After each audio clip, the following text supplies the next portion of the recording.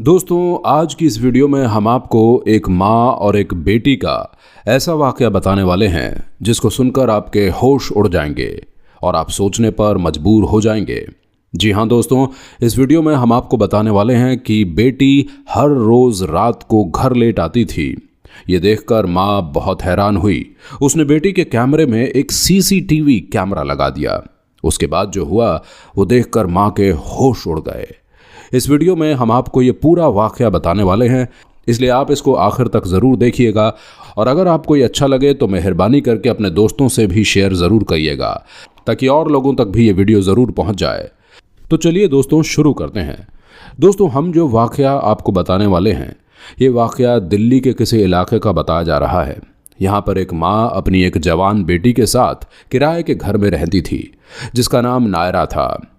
हम आपको बता दें कि ये नाम लड़की का बदला हुआ नाम है। नायरा अपने माँ बाप की इकलौती और लाडली बेटी थी।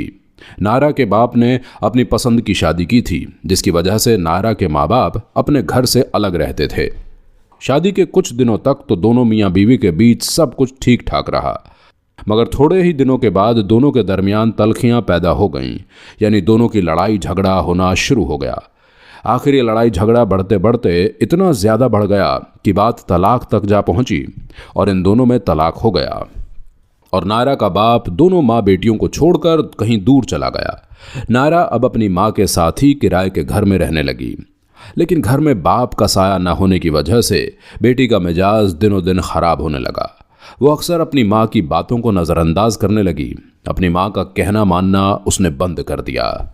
माँ जो भी कहती बेटी उसका उलट काम करने लगी।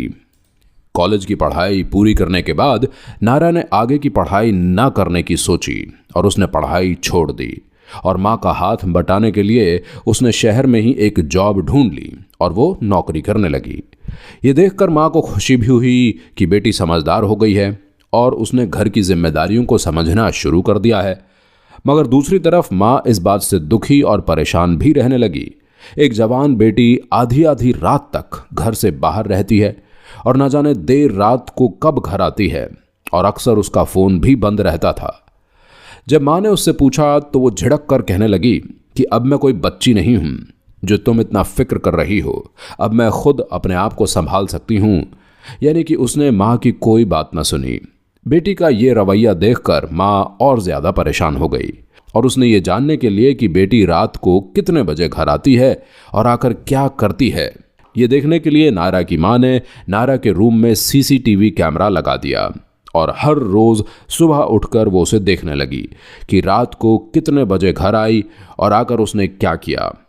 एक दिन नायरा ने अपने कमरे में सीसीटीवी कैमरा लगा हुआ देखा तो ये देखकर वो बहुत गुस्सा हुई और अपनी माँ से झगड़ा करने लगी और कहने लगी कि तुम कैसी माँ हो, अपनी बेटी पर शक करती हो, तुम ये अच्छा नहीं कर रही हो। इस तरह की बातें बेटी ने अपनी माँ को सुना दी, मगर माँ को इस बात का कोई भी फिक्र नहीं पड़ा क्योंकि वो तो अपनी बेटी का भला चाहती थी। इसलिए उसने उस कैमरे को वहीं पर लगे रहने दिया। दोस्तों, उसके कुछ दिनों के बाद एक दिन बेटी अचानक घर से गायब हो गई। माँ को जिस बात का डर था आखिर वो हो गया। ये देखकर माँ को इस बात का गहरा सदमा लगा और उसका रो रो कर बुरा हाल हो गया, लेकिन उसने उम्मीद नहीं छोड़ी और हर रोज बेटी का इंतजार करने लगी, लेकिन उसकी बेटी घर नहीं पहुंची। नायरा की माँ की हालत बहुत खराब रहने लगी। उसने बदनामी के डर से ये बात किसी को बताई भी नहीं कि उसकी बेटी लापता हो गई है, न मोहल्ले वालों को और न ही अपने किसी रिश्तेदारों को। बस वो हर रोज़ घर के दरवाजे पर खड़ी होकर बेटी का इंतज़ार करने लगी और सोचती कि बेटी कभी न कभी तो घर ज़रूर आएगी। एक दिन नायरा की माँ अपने घर के दरवाजे पर खड़े होकर अपनी बेटी का इंतज़ार कर रही थी कि अचानक वो सोचते सोचते वहीं पर बेहोश होकर गिर पड़ी। मोहल्ले वाले लोग भाग कर आए और उन्होंने जल्दी से उसको अस्पताल पहुंचाया। लोगों ने देखा कि इसकी बेटी न तो हॉस्पिटल में पहुंची है और न ही घर पर है। तब मोहल्ले वालों को शक हुआ और उन्होंने इसके बारे में पुलिस को खबर कर दी कि उसकी बेटी कई दिनों से गायब है। दोस्तों, उसके बाद पुलिस नायरा के घर पर पहुंची और वो उसकी तहकीकात करने लगे। इधर नायरा की माँ कोमा में पहुंच गई। पुलिस ने सबसे पहले नायरा के घर के रूम की तलाशी ली तो पुलिस को नायरा के रूम में सीसीटीवी कैमरा लगा हुआ दिखा। पुलिस फौरन हरकत में आ गई और उसने सीसीटीवी के फुटेज खंगालने शुरू कर दिए। पुलिस ने देखा कि जिस रात नायरा घर से गायब हुई, उस रात जब वो अपने घर के दरवाजे पर पहुंची तो उसका पीछा करते करते एक नकाबपोश शख्स उसके कमरे तक पहुंच गया और उसने नायरा के मुंह पर एक कपड़ा लगाकर उसको बेहोश कर दिया और उसको अगवा करके यानी कि अपहरण करके वहां से वो ले गया। पुलिस ने सीसीटीवी फुटेज के आधार पर गाड़ी के नंबर नोट किए और उस गाड़ी की तलाशी शुरू कर दी। पुलिस नंबरों के आधार पर गाड़ी के मालिक तक पहुंच गई। गाड़ी के मालिक ने बताया कि उसने फलां फलां शख्स से ये गाड़ी खरीदी है, इसको अब वो फलां शख्स चला रहा है। खैर दोस्तों, पुलिस ऐसे करते करते आखिरकार उस शख्स के पास पहुंच गई जिसने नायरा को किडनैप किया था। पुलिस ने उसको गिरफ्तार कर लिया और उससे पूछताछ शुरू कर दी।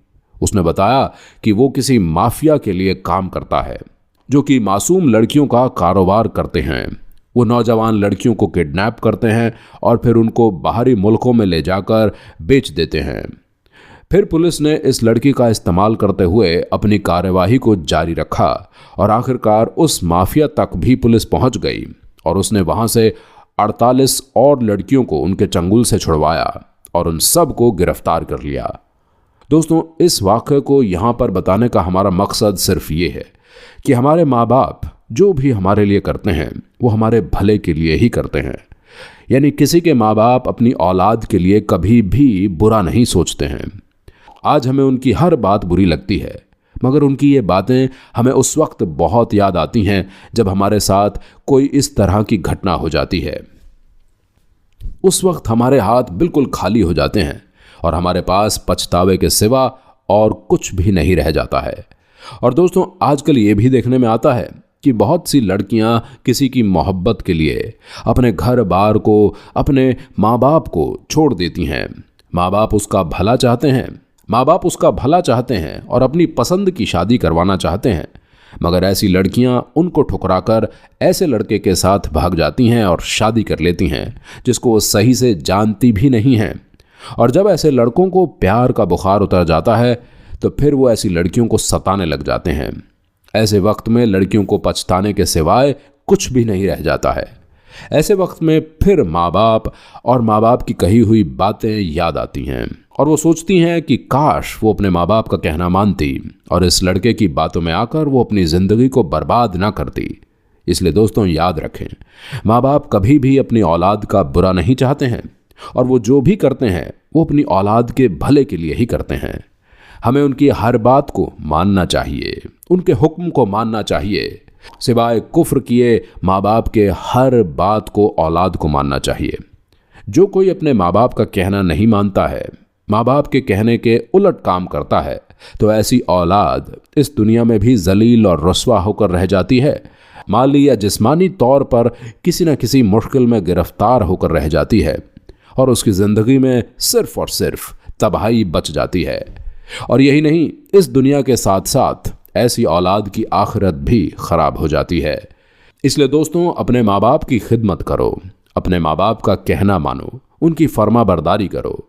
आप इस दुनिया में भी कामयाब और आखिरत में भी कामयाब हो जाओगे इंशाअल्लाह। आपको हमारा ये वीडियो ज़रा भी अच्छा लगा हो तो आप इसको दिल से लाइक करके अपने दोस्तों में शेयर भी करें, ताकि हमारा ये वीडियो ज़्यादा से ज़्यादा हमारी इस्लामी बहनों तक पहुंच जाए और उनकी ज़िंदगी ख़राब होने से बच जाए।